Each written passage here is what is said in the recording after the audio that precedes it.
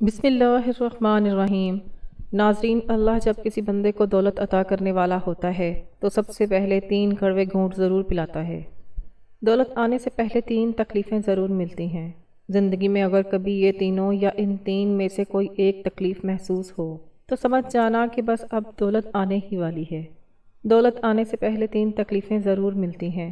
پہلی تکلیف یہ ہے، محترم ناظرین، کیا تم نے کبھی غور کیا ہے کہ کچھ لوگ راتوں رات کیسے تبدیل ہو جاتے ہیں؟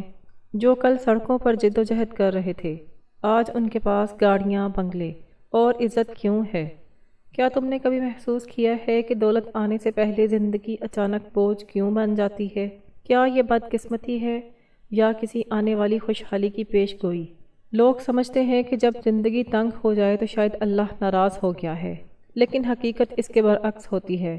جب تمہاری روح درد سے گزر رہی ہوتی ہے، جب تمہاری محنت بے اثر لگتی ہے، جب تم ہر دروازے سے خالی ہاتھ لوٹتے ہو، تو یاد رکھو یہی وہ لمحہ ہوتا ہے جب آسمان پر تمہارے لیے کچھ بڑا لکھا جا رہا ہوتا ہے۔ یہی وہ مقام ہے جہاں اللہ آزمائش کے پردے میں انعام چھپا دیتا ہے۔ دولت، عزت اور خوشحالی کبھی اچانک نہیں آتی۔ اللہ ہر اس بندے کو جو دولت دینے والا ہوتا ہے، پہلے 3 کڑوے گھونٹ ضرور پلاتا ہے۔ 3 ایسی تکلیفیں جن سے گزرے بغیر کوئی بھی انسان مکمل انسان کا درجہ نہیں پا سکتا۔ یہ تکلیفیں روح کو چھیلتی ہیں، غرور کو مٹاتی ہیں اور انسان کو اندر سے اس قابل بناتی ہیں کہ وہ نعمت کو سنبھال سکے، اس میں برباد نہ ہو۔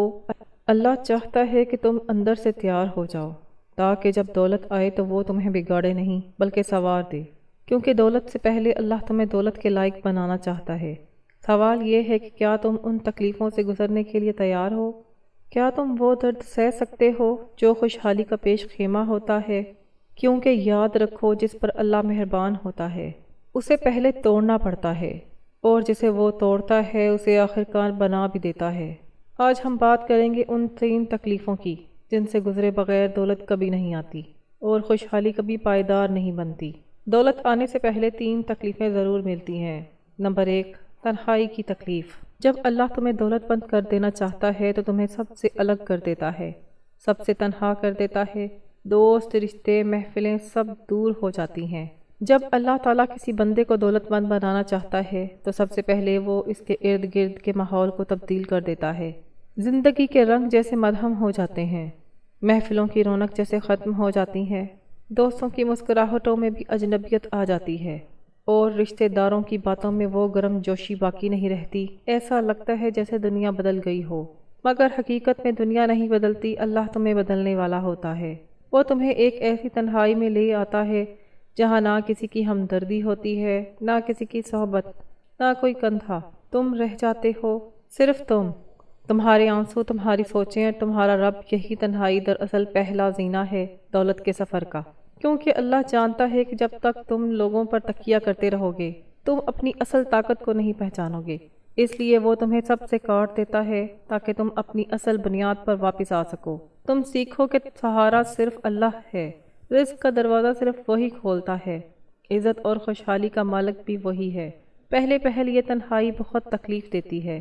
دل چاہتا ہے کوئی بات کرے، کوئی سمجھائے، کوئی گلے لگائے، مگر ہر بار تمہیں خاموشی ملتی ہے، وہ خاموشی جو چیخوں سے زیادہ شور مچاتی ہے۔ اور یہی وہ لمحہ ہوتا ہے جب تم دل ہی دل میں کہتے ہو، یا اللہ، میں تنہا ہو گیا ہوں۔ اللہ تمہاری یہی صدا سننا چاہتا ہے۔ وہ چاہتا ہے کہ تمہاری زبان سے نکلے کہ اب میں صرف تجھ پر بھروسہ کرتا ہوں۔ جب انسان اس مقام پر پہنچتا ہے تو سمجھو دروازے کھلنے والے ہوتے ہیں، کیونکہ تنہائی انسان کو توڑتی نہیں، تراشتی ہے۔ جیسے سونا آگ میں تپ کر خالص بنتا ہے، ویسے ہی انسان تنہائی کے درد سے گزر کر مضبوط اور خالص بنتا ہے۔ وہ لمحے جب تمہیں لگتا ہے کہ اب کوئی نہیں بچا، دراصل وہی لمحے ہوتے ہیں جب اللہ تمہارے قریب ہوتا ہے۔ وہ تمہاری خاموشی کو سنتا ہے، تمہاری نیندوں کو سکون دیتا ہے، تمہارے دل میں نئے راستے پیدا کرتا ہے۔ دن گزرتے ہیں اور تمہارے اندر کی دنیا بدلنے لگتی ہے، تمہاری سوچیں گہری ہو جاتی ہیں، تمہاری دعائیں پختہ ہو جاتی ہیں۔ تم اب لوگوں کے رویوں سے نہیں ٹوٹتے، بلکہ تمہارے اندر ایک نیا یقین جاگ اٹھتا ہے کہ میرا رب میرے ساتھ ہے۔ یہی یقین تمہیں نئی طاقت دیتا ہے، اور جب اللہ دیکھتا ہے کہ اب تم مضبوط ہو گئے ہو، اب تم لوگوں کے محتاج نہیں رہے، اب تم اس کے فیصلے پر راضی ہو تو وہ تمہیں نوازنا شروع کر دیتا ہے۔ پھر وہی دنیا جس نے تمہیں تنہا چھوڑا تھا وہی تمہیں ڈھونڈنے لگتی ہے۔ وہی دوست، وہی رشتے، وہی لوگ تمہاری کامیابی کے قصے سننے لگتے ہیں، مگر تم اب وہ پرانا انسان نہیں رہے، تم بدل چکے ہو۔ تمہاری دولت کے ساتھ ساتھ شعور بھی ملا ہے، تمہیں عزت کے ساتھ سکون بھی ملا ہے، اور تم جانتے ہو یہ سب کسی انسان کی مہربانی نہیں بلکہ اس رب کی قدرت ہے جس نے تمہیں تنہائی کے امتحان سے گزارا۔ اللہ جب کسی کو دولت دیتا ہے تو صرف مال نہیں دیتا، وہ عقل دیتا ہے، صبر دیتا ہے، شکر دیتا ہے، مگر یہ سب حاصل کرنے کے لیے تمہیں تنہائی کے کٹھن راستے سے گزرنا پڑتا ہے۔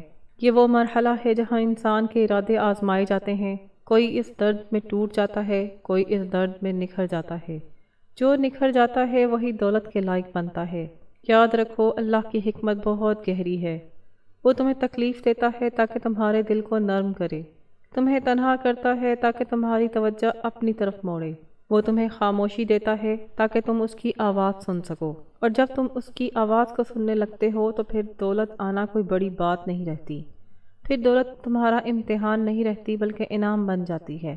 لہذا جب کبھی تمہاری زندگی میں ایک عجیب سی خاموشی، ایک بے سبب تنہائی آنے لگے تو گھبرانا مت، یہ اشارہ ہے کہ تمہارے لیے کچھ بڑا لکھا جا چکا ہے۔ اللہ تمہیں تیار کر رہا ہے، تمہیں نکار رہا ہے، تمہیں دنیا کے شور سے کاٹ کر اپنی بارگاہ میں کھڑا کر رہا ہے۔ تمہارا کام صرف ایک ہے، صبر کرنا، شکر کرنا اور یقین رکھنا، کیونکہ تنہائی ہمیشہ محرومی نہیں ہوتی بلکہ آنے والی نعمتوں کی اطلاع ہوتی ہے۔ اور جب وہ لمحہ آتا ہے کہ دولت، عزت، سکون اور خوشحالی سب تمہاری دہلیز پر اترتے ہیں تو تم اپنے رب کے سامنے سجدہ ریز ہو کر یہی کہتے ہو، اے میرے اللہ، اگر تو نے مجھے اس تنہائی سے نہ گزارا ہوتا تو میں کبھی یہ جان ہی نہ پاتا کہ اصل سکون، اصل دولت اور اصل تعلق صرف تیرے ساتھ ہے۔ دولت آنے سے پہلے 3 تکلیفیں ضرور ملتی ہیں۔ نمبر 2، صبر کی آزمائش۔ مولانا رومی فرماتے ہیں، صبر وہ دروازہ ہے جہاں سے اللہ کی رحمت داخل ہوتی ہے۔ یہ وہ دروازہ ہے جس پر کھڑے ہو کر انسان کو اپنی ساری توانائیاں، امیدیں، خوف اور خواہشیں آزمائش کی بھٹی میں ڈالنی پڑتی ہیں۔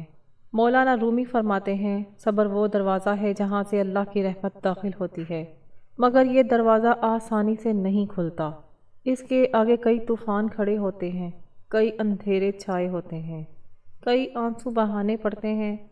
جب اللہ تمہیں نوازنے والا ہوتا ہے تو وہ تمہارے صبر کا امتحان لیتا ہے، کبھی تاخیر کے ذریعے، کبھی محرومی کے ذریعے، کبھی تمہارے قریب کی چیز کو تم سے چھین کر۔ تم دعا کرتے ہو، محنت کرتے ہو، سب کچھ کر گزرتے ہو، مگر دروازے بند رہتے ہیں۔ یہی وہ وقت ہوتا ہے جب تمہارے اندر 2 آوازیں جنم لیتی ہیں، ایک کہتی ہے چھوڑ دو، کچھ نہیں ہونے والا، دوسری کہتی ہے رکو، اللہ دیکھ رہا ہے۔ اور جو انسان دوسری آواز کو مان لیتا ہے وہی اصل کامیاب ہوتا ہے۔ صبر کا مطلب صرف خاموش رہنا نہیں بلکہ اپنے دل میں بغاوت نہ آنے دینا۔ صبر کا مطلب ہے کہ دل میں درد بھی ہو، آنکھوں میں آنسو بھی ہوں، مگر زبان سے اللہ پر شک کا ایک لفظ نہ نکلے۔ یہ وہ کیفیت ہے جہاں اللہ اپنے بندے کے ایمان کو تولتا ہے، وہ دیکھتا ہے کہ بندہ نعمت پر شکر کرتا ہے یا زحمت پر بھی یقین رکھتا ہے۔ صبر کی آزمائش میں وقت بہت سست چلتا ہے، لمحے جیسے پہاڑ بن جاتے ہیں، ہر دعا کا جواب جیسے تاخیر میں لپٹا ہوتا ہے، مگر یاد رکھو اللہ دیر ضرور کرتا ہے، اندھیرا نہیں۔ جب وہ دیتا ہے تو دیر کا بھی بدل دے دیتا ہے، وہ تمہیں وہ چیز دیتا ہے جو تم نے مانگی بھی نہیں ہوتی مگر تمہارے لیے بہتر ہوتی ہے۔ کبھی تمہارے رزق میں رکاوٹ آتی ہے، کبھی صحت میں، کبھی رشتوں میں، کبھی عزت میں۔ تم سوچتے ہو یہ سب میرے ساتھ ہی کیوں ہو رہا ہے، مگر حقیقت یہ ہے کہ اللہ تمہیں توڑ نہیں رہا بلکہ تمہیں طاقت دے رہا ہے، تمہیں اس قابل بنا رہا ہے کہ جب دولت آئے تو تم اس کے غرور میں مبتلا نہ ہو بلکہ شکر میں جھک جاؤ۔ دولت سے پہلے صبر کی آزمائش اسی لیے آتی ہے تاکہ تمہارا دل نرم ہو جائے، تم جان سکو کہ کمی اور تکلیف میں بھی اللہ موجود ہے۔ جب تم یہ سیکھ جاتے ہو تو تمہاری دولت تمہیں بگاڑ نہیں سکتی، تمہارا رویہ بدل جاتا ہے۔ پہلے تم چھوٹی چھوٹی چیزوں پر شکوہ کرتے تھے، اب تم خاموشی سے مسکرا کر کہتے ہو میرا رب بہتر جانتا ہے۔ یہ جملہ تمہارے ایمان کی علامت ہے اور یہی ایمان تمہارے رزق کے دروازے کھولتا ہے۔ صبر کا سفر لمبا ضرور ہوتا ہے مگر بے مقصد نہیں۔ اللہ ہر دن تمہیں تراشتا ہے، تمہارے اندر سے غرور، خود غرضی، شکایت اور بے صبری کو نکالتا ہے، اور جب وہ دیکھتا ہے کہ اب تم خالص ہو گئے ہو، اب تم میں شکر اور برداشت آ گئی ہے، تو پھر وہ تمہیں ایسی جگہ سے نوازتا ہے جہاں تم نے کبھی سوچا بھی نہیں ہوتا۔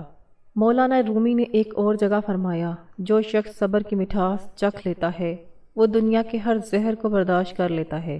یہی صبر کا کمال ہے کہ جب تمہارے پاس کچھ بھی نہیں رہتا پھر بھی تمہارے دل میں امید رہتی ہے، جب سب دروازے بند ہوتے ہیں پھر بھی تمہاری آنکھوں میں یقین کا دیا جلتا ہے، اور یہی دیا ایک دن تمہیں روشنی تک لے جاتا ہے۔ صبر کی آزمائش اکثر اس وقت عروج پر ہوتی ہے جب کامیابی ایک قدم کے فاصلے پر ہوتی ہے، لیکن انسان تھک کر واپس مڑ جاتا ہے۔ اللہ کہتا ہے، میں نے تمہیں تھوڑا سا اور روکا تھا تاکہ تمہیں بڑا انعام دے سکوں۔ جو تم تھوڑا سا مزید ٹھہر جاتے تو وہ سب پا لیتے۔ صبر کی آزمائش تمہارے ایمان کا پیمانہ ہے۔ اللہ تمہیں دکھ دیتا ہے لیکن تم اس سے ناراض ہوتے ہو یا اس کے قریب آتے ہو۔ جو دکھ میں بھی اس کی طرف پلٹتا ہے اس کا خاص بندہ بن جاتا ہے، اور جب وہ خاص بندہ بن جاتا ہے تو اللہ اس کے لیے دروازے ایسے کھولتا ہے جن پر دنیا حیران رہ جاتی ہے۔ یہی وجہ ہے کہ جو دولت صبر کے بعد ملتی ہے اس میں برکت ہوتی ہے۔ وہ دولت صرف بینک اکاؤنٹ نہیں بھرتی بلکہ دلوں میں سکون بھرتی ہے۔ اس دولت میں تکبر نہیں ہوتا بلکہ شکر کی خوشبو ہوتی ہے۔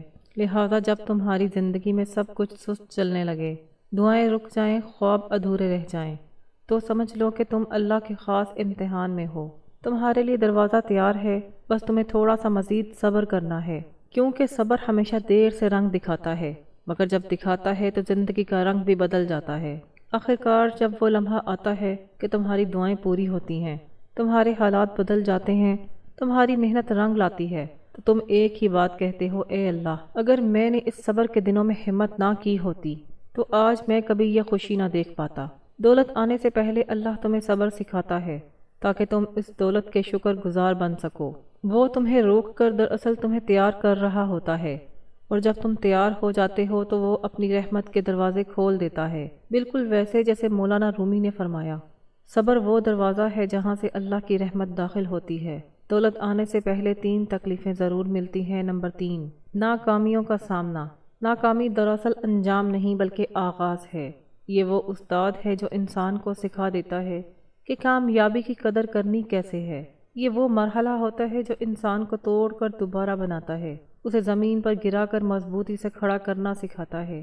اکثر لوگ سمجھتے ہیں کہ ناکامی انجام ہے، مگر حقیقت یہ ہے کہ ناکامی اختتام نہیں، آغاز ہے، ایک نئے سفر کا، ایک نئے زاویے کا، ایک نئے میں کا۔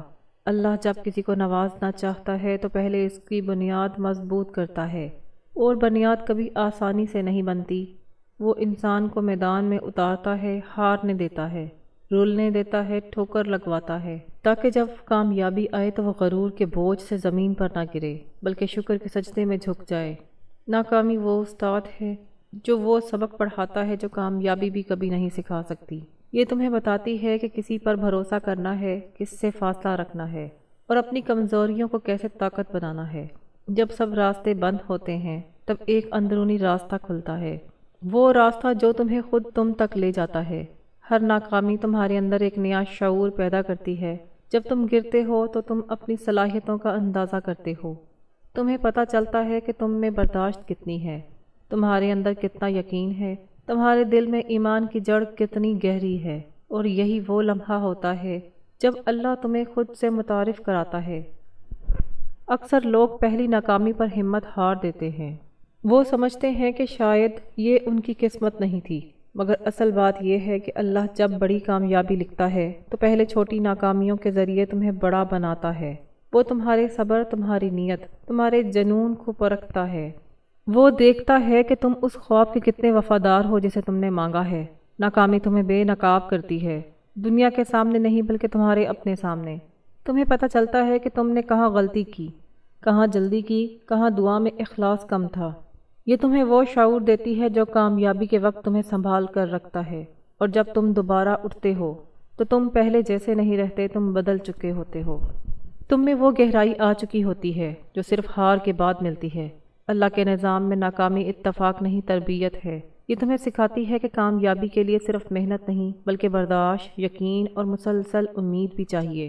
یہ تمہارے دل سے غرور کا زہر نکال دیتی ہے اور عاجزی کا رس بھر دیتی ہے، تاکہ جب دولت آئے تو تم خود کو بڑا نہ سمجھو بلکہ اللہ کو بڑا سمجھو۔ یاد رکھو، ناکامی دراصل کامیابی کی سیڑھی ہے۔ ہر ٹھوکر تمہیں اوپر لے جا رہی ہوتی ہے۔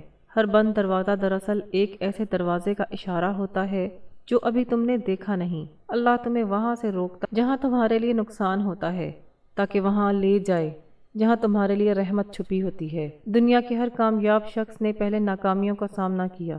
وہ گرا، ٹھہرا، پھر اٹھا۔ ناکامی نے اسے سمجھایا کہ دولت ملنے کے بعد غرور کیسے نہیں کرنا، عاجزی کیسے سیکھنی ہے۔